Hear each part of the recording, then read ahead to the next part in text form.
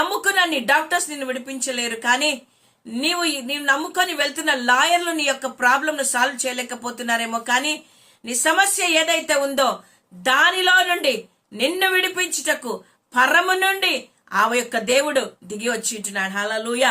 Israel ప్రజలు 430 సంవత్సరాలు భయంకరమైన నరకం అనుభవించారు, వెట్టి చాకిరీ చేశారు. వారి యొక్క సంతానము, వారి వంశము అభివృద్ధి అవుతుంది, కానీ వారికి విడుదల లేకపోతుంది. కానీ దేవుడు తాను చేసిన వాగ్దానమును జ్ఞాపకం చేసుకున్నాడు. ఎప్పుడో తెలుసా? ఆ బిడ్డలు మొరపెట్టినప్పుడు.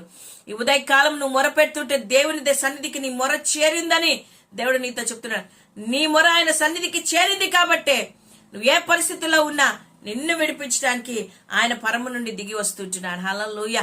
దేవునికి స్తోత్రం కలుగును గాక. నా ప్రియమైన వాళ్ళారా, నిరాశతో దిగులుతో నువ్వు కూర్చున్నట్టయితే ధైర్యం తెచ్చుకొని లే. ఈరోజు దేవుడు నిన్ను